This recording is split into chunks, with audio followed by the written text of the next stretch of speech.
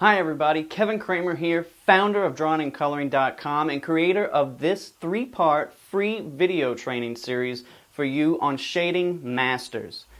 How do you get perfect proportions and shade like a pro every single time? This free training series is going to teach you how to draw amazingly realistic portraits and images without having to worry about proportions, stress over shading, or worry about you're not making real art.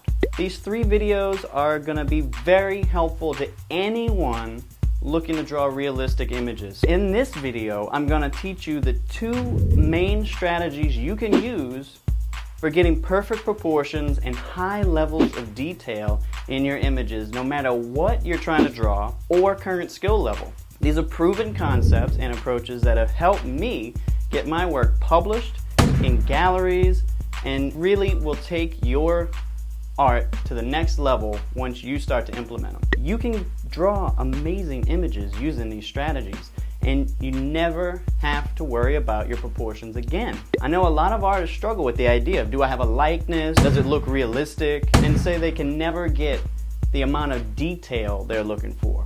Now, after this video, you'll be positive you can get them each and every single time you pick up the pencil to draw. How's that for a promise? Anyone, including you, can draw like a pro using these 2 core strategies and concepts. Maybe you just haven't fully been exposed to them or just never really thought about them before, but it only takes one concept or strategy to change everything you do in life. As you become more exposed to the different strategies and ideas, they'll become your vehicle for creating more masterful pieces and could really change the entire approach of drawing and creating your images. And if you agree with that, then you just need to be exposed to 1 or 2 more to really get to that next level of mastery. If you don't know me at this point, I first got hooked on the work of Norman Rockwell around the age of about 5 or 6, and I've been drawing ever since. His work got me on the path of drawing just about everything and anything I could find to just really master my skills and draw those super realistic images that he created so just masterfully. And as I get older, I realize how powerful the biographies of the artists were as much as the images. And when I was younger, I was just so fascinated with the images, I never took the time to actually read the artist's bio or their stories. To me, it was just kind of all noise until the next images came. And as I got older, I finally began to realize how useful and helpful the insight and all the insights the artist process that noise was. And that really led me to some amazing artists which helped take my work to those next levels. And after years of studying all these masters and realistic images, I found some common elements that I use now in all of my pieces today. So there are really going to be 2 things that I've found that the masters' work consistently utilized.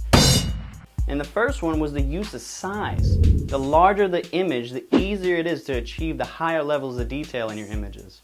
It may seem obvious, but this was a theme I finally realized after studying every one of my favorite artists.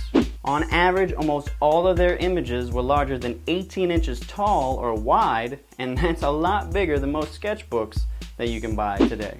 Even their sketches and preliminary drawings were larger. Looking at them in books and online just never drove that home until I actually saw one in person. And if you go back and take a second to look at the size of any of your favorite artworks or any of your favorite artists' work, especially the famous ones, they're usually a couple feet by another couple feet high. And until I was actually able to see one of my favorite artists, Chuck Close's images in person, that concept never really hit home.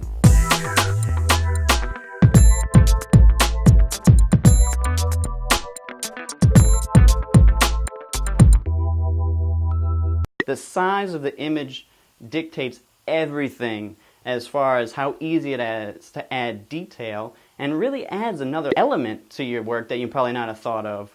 Psychologically, your work takes on more authority. The size just brings it out. And if you think about it, you really are basically shrinking yourself and the viewer down to the level of the smaller details in your picture. So if you've ever seen any of Chuck Close's images in person, the size of his images are definitely another element of the image to experience. They are just towering over you. And that adds another level of impact that you couldn't otherwise get. And it's like if you look up at a Statue of Liberty or a huge skyscraper building downtown, they bring another level of to the viewer as they tower over you. It really becomes an experience once you view it in person. And once I realized that, the level of detail in all of my images just skyrocketed, and with no extra effort or skill than what I was putting in before. The level of authority that my images command also went up. So that's one. Two, the second strategy I came across that helped me get perfect proportions every single time was the use of a grid. I use grids whenever I'm doing a major piece. It eliminates the worry of having to think about the proportions. And when you're creating on a larger scale, it really is easy to lose sight of the overall image while you're down in there working on it. The grid allows you to focus on one area at a time and draw the entire image in just small little chunks.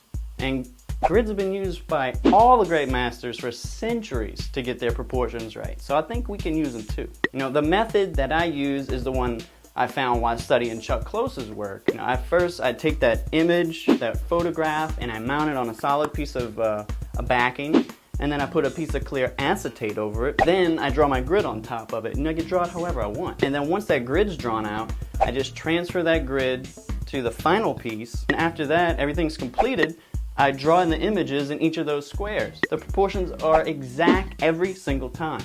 And since I'm only drawing a small portion of the image at a time, it allows me to draw each section more accurately and with less stress. The lines that make up each of the squares give you guidelines to work with, and it also helps train your eye to see the different shapes better and build up your key skills necessary to becoming a better artist just by looking and being able to visualize.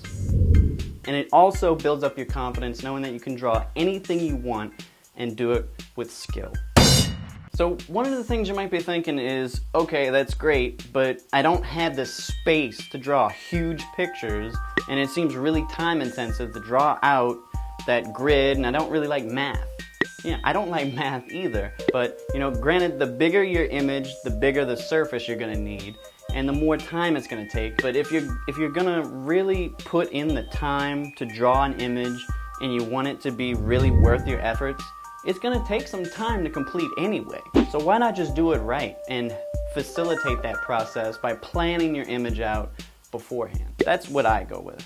Trust me, the time it takes to draw out a grid on your paper will save you hours of corrections and headaches. If something isn't right when you're halfway through the drawing, you might have to go back and fix something or an area, and it usually doesn't turn out for the better.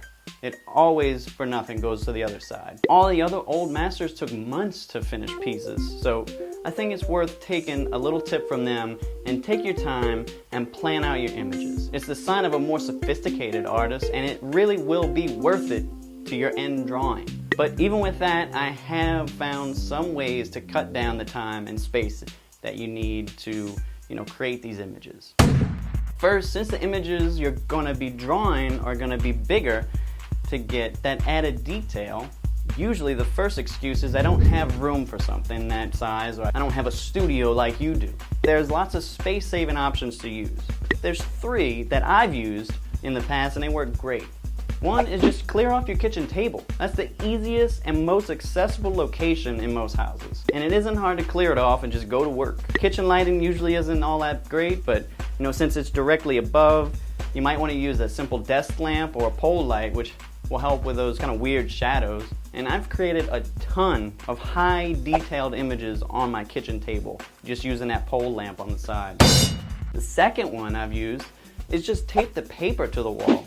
I did this for a picture I was drawing of the band Led Zeppelin, and the paper was just a huge piece of white butcher paper about 3 by 4 feet, and I just taped it directly to the wall and I started drawing. And there were bumps from the wall texture underneath, but if you use a thicker surface like mat board like I use now, then that's completely eliminated. You don't even have to worry about it.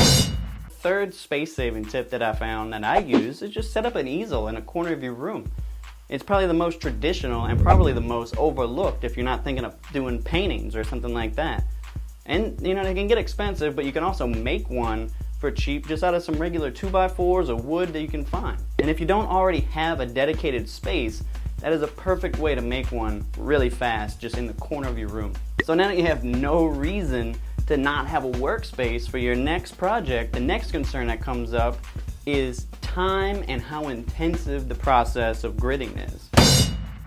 You know, and like I've said before, anything worth doing is worth doing right. And that's what I think. So taking a little extra time up front to plan out your drawing, to me, is worth at least 10 times the amount of frustration and headache avoided if something was not right to start off. You know, if you have to fix something, it's just going to be a pain. Another objection with grids is having to do math. And as much as I really hate doing math, I still use the grids because they work. And today, math can be even sidestepped and done by a calculator app or something on a phone automatically that tells you the size and the ratio it needs to be. You don't even have to do it anymore. See, you don't have to calculate, you don't have to even use fractions or decimals. And one of the best sites that I've found is actually calculatorsoup.com. The ratio calculator instantly tells you the size of the final image, and you know, you can base it off of whatever size you want to blow it up to. So once the math is out of the way, all you need is the same basic tools to get it transferred that you would use otherwise. So there's no other friction points there for you. They're completely gone. Some of the basic tools you already have to create these are there. You know, you just first get started using the grid. All you need is some basic tools. You need a ruler, a pencil, paper, and maybe some transparency paper if you want to really get fancy like I do. So, you know, that's it. That's the process I learned with Chuck Close. You don't really need much more. You can get real fancy and get a print made of your source image and create every part of the grid like I do. But in the end, if you really want to just do the proportions, you just need those three tools. Today's most people have a printer or some sort of a computer or a tablet device that can be used to print out a grid or transparency, or even just display the grid directly on the image itself digitally. So you don't even have to manually create the grid for your source image every time. Once you have a size that you like to work with, you can just buy that size paper every single time and you're set. There's no more math again. The grid is always created for your source image, and all you have to do is transfer that grid to your larger surface and you're done. Keep it even easier is to simply draw the grid directly on your source image. And you know, that helps if your image is not the original, since the grid is permanent, you know, to mess it up. But if you have a printout, it's just going to draw directly on it. It's not going to be a big deal. And then number two is just transferring that grid to your surface. It doesn't have to be huge. The size does help with adding the detail, like I've said, but you can create the exact same grid on your paper and draw it the same size as your source. And you know, that'll be the simplest if the size of your paper isn't already the same ratio. Once the grid's transferred, all there is left to do is draw the outline of the image in each of the boxes. That's it. It's really that easy. Your proportions will improve dramatically and the amount of detail will be effortless. You know, this method takes your entire image and breaks it down into small chunks, eliminating the room for error since you're drawing just a bunch of tiny images instead of one large one. The smaller images allow you to see the entire image block you're working on and draw the key lines in each until the image is just fully created. And if one of them is off, it's a lot easier to fix a smaller image than the entire image. And the perspective issue is dramatically reduced because you can see if a line is off or not in the right length or the right angle. So if you mess up on any piece of the image, you have to step back, readjust the line, step back again, maybe just another one, move another line here until maybe you get them right. Instead of just looking at the smaller images you drew in each of the squares and being able to pinpoint exactly where it's off. You're still drawing, you're still building your skills and training your eye. You're just doing it on a smaller scale, and I would also argue you're doing it at a faster rate since you can get that immediate feedback from your drawing as you draw. And it also gives you it makes you give your full attention to each and every square inch of the picture you're drawing instead of just glazing over some of the areas. So as you can see, you can create amazing images with less headaches and with a lot more skill and have more impact than you probably thought. Your drawings will look like real art, honestly, because they'll be at the size of real art. And you'll be creating them with more skill and with an approach that the masters even used, because it works. And you'll create images you can be proud to frame or entered into a contest, impress your friends, your family. And one of the key things is you really focus on building your skills without the frustration of building your skills. The grids create a system for you to approach any intimidating images with confidence and poise and really know that you will achieve the best results from your efforts. So now you know the 2 key strategies that the masters used, that I used, for getting perfect proportions every single time, and how to get amazing amounts of detail that yours have been just missing. With that, I have a challenge for you. I want you to use the strategies I just taught you and create an image. Create a brand new image.